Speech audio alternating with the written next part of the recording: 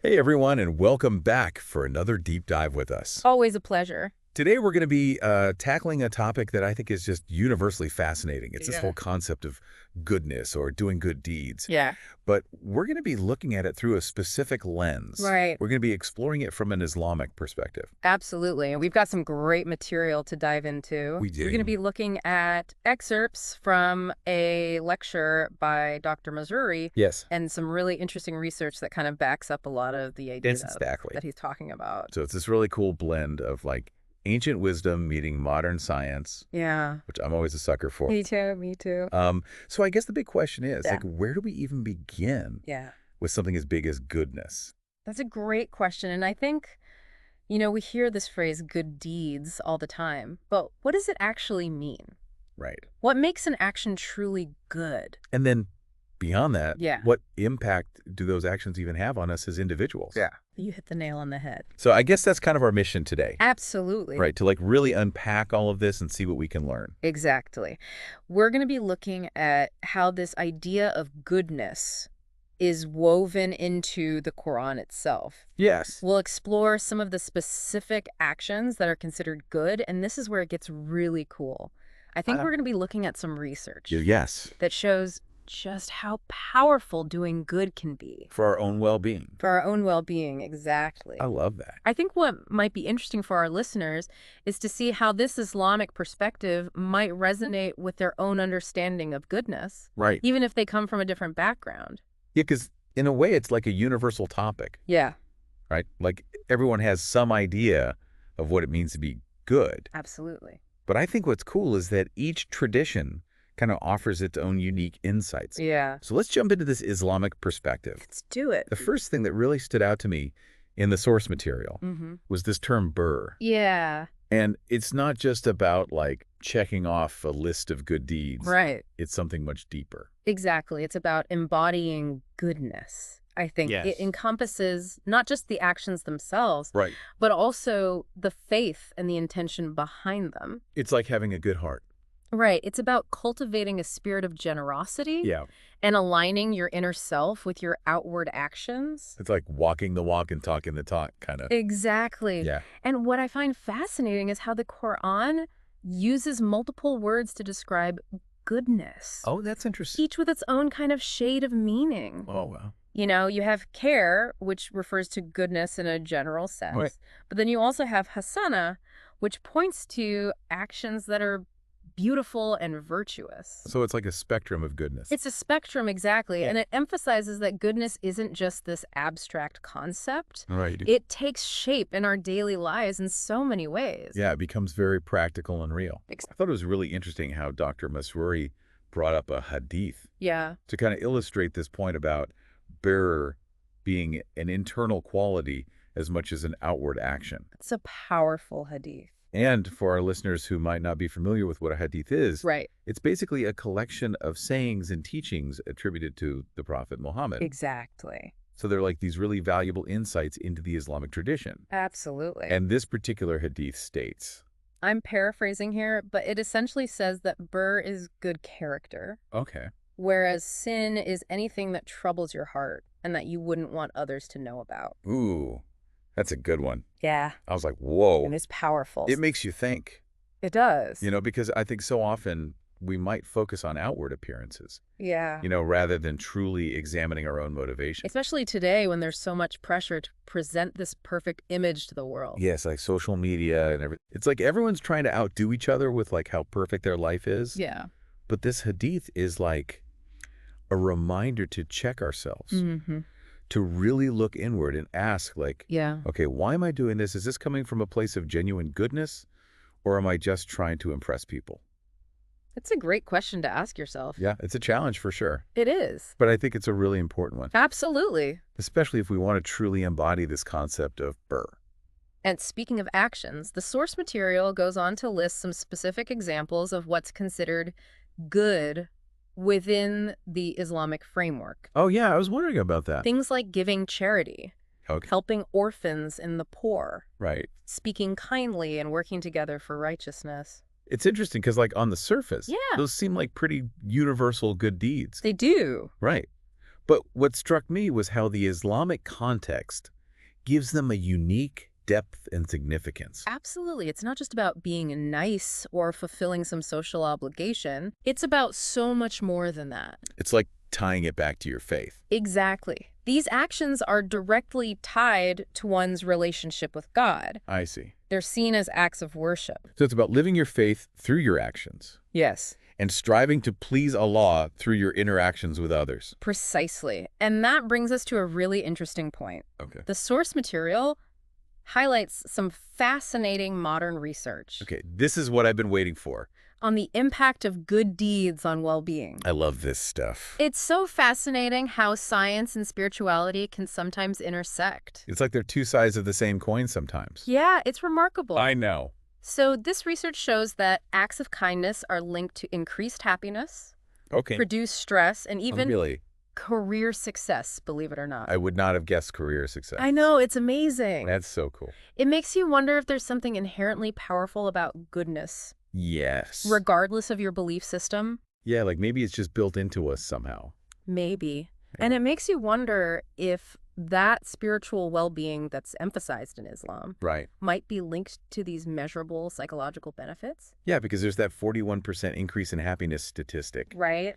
That's huge. It is. I mean, you can't argue with that. it can't. So maybe it's like science has started to validate Yeah. what spiritual traditions have been saying for centuries. Exactly. I love that. And this connection between birr and well-being becomes even more profound Okay. as we start to explore how it relates to resilience. Oh, resilience. Okay. But that's a conversation for the next part of our deep dive. All right. So we're going to leave everyone hanging. For just a little bit. We'll be back soon to continue this fascinating exploration. I can't wait. See you next time. See you then. All right. So we were just starting to get into this connection between birr and resilience. Yeah. I'm really curious to hear more about that. Well, the source materials suggest that engaging in these acts of birr can actually make us more resilient Okay. to life's challenges. Like less likely to be knocked down by tough times. Exactly. And this is where the modern research gets really interesting. Okay, I'm all ears. Studies have shown that people who regularly engage in acts of kindness and compassion Mhm. tend to report lower levels of stress and anxiety. That makes sense. It's like helping others somehow strengthens us internally, Interesting. giving us the ability to better cope with our own difficulties. Do you think it had something to do with like shifting our focus outward? It's possible. When we're so focused on helping others, maybe we have less mental space to dwell on our own problems. That's a good point. You know what I mean? It's like we're expanding our capacity for empathy and compassion, Right. which in turn makes us more resilient in the face of adversity. I remember that verse from the Quran that says, Allah doesn't burden a soul beyond what it can bear. Yes. Such a powerful verse. It makes me wonder if living a life of birr actually helps us expand that capacity, allowing us to handle more. That's a beautiful insight, and it makes perfect sense. By cultivating these qualities of kindness and generosity, we might be inadvertently bolstering our own inner strength Right. and resilience. So it's like birr acts as a form of spiritual training, I like that. almost like prepping us to face whatever life throws our way Exactly. with more grace and strength. And it really highlights that interconnectedness of our spiritual and emotional well-being. It's all tied together. It is. You mentioned earlier that there are specific actions that are considered good Yes. within the Islamic framework. Mm-hmm. Do you think focusing on those I actions do. can contribute to the sense of resilience we've been talking about? Absolutely. The source material lists a variety of actions, Yep. and each one offers a unique opportunity for personal growth and spiritual development. So it's like each act is like a building block. In a way, yes. For example, helping orphans and the poor is emphasized as a fundamental pillar of a righteous life. It's about recognizing our shared humanity Right. and taking responsibility for the well-being of those less fortunate.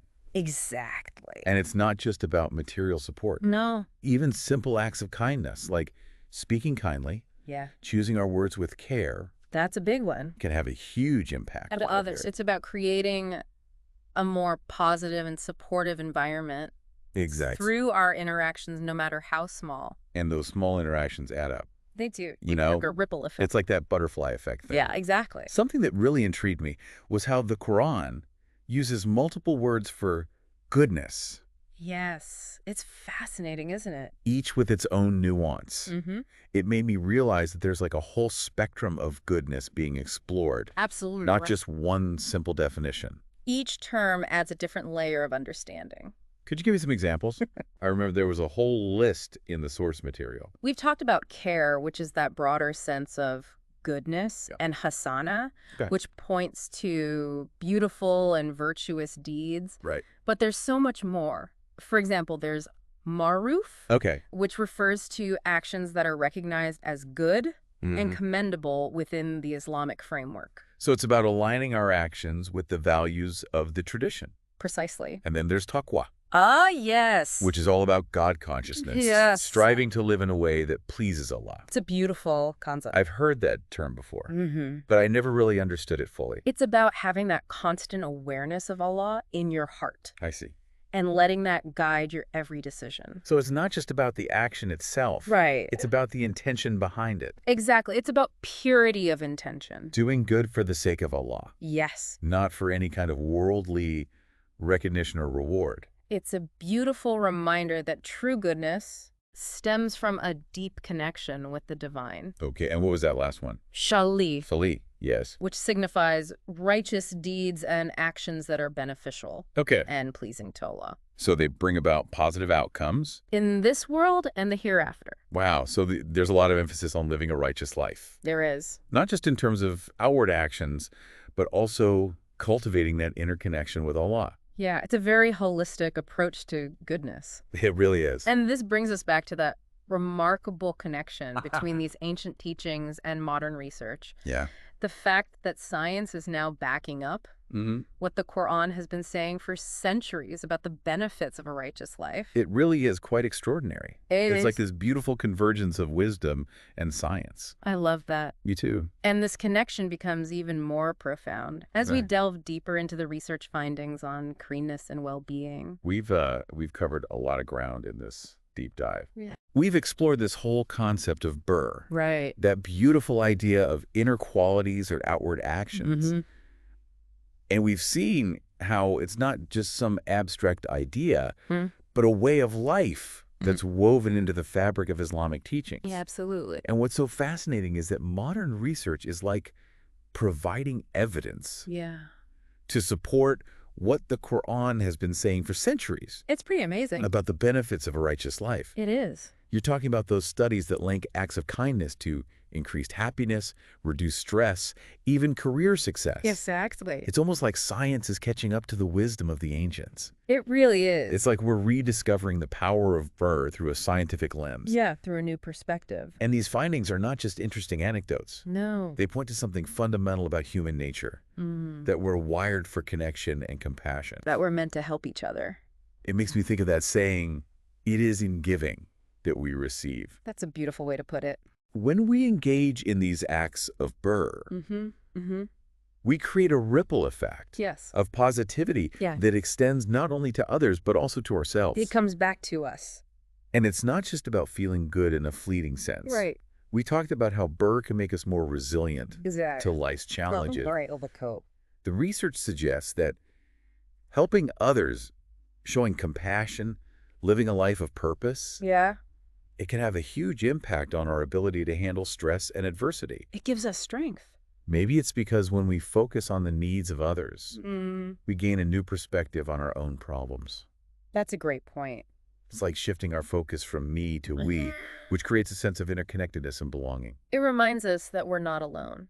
And there's also the physiological aspect. No, right. I remember reading that acts of kindness can trigger the release of endorphins, Yes. those feel-good chemicals in our brains. Yeah, exactly. So there's a biological basis for that sense of well-being. Mm. It all ties back to that Quranic verse that says, Allah doesn't burden a soul beyond what it can bear. It's a powerful reminder. And that verse takes on a whole new meaning in light of this research. It does. It suggests that engaging in birr might actually expand our capacity to handle challenges. like we're building up our strength. So birr is like spiritual training, Yeah.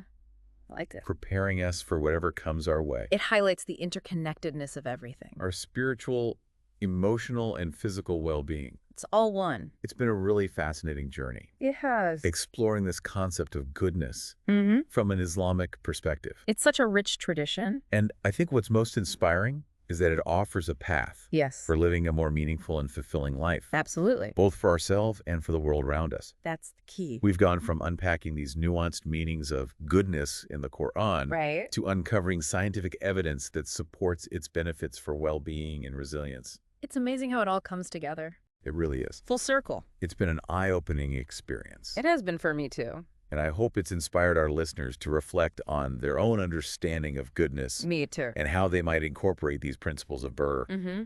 into their daily lives. Even small acts can make a difference. So as we wrap up this deep dive, Yes. we leave you with this question.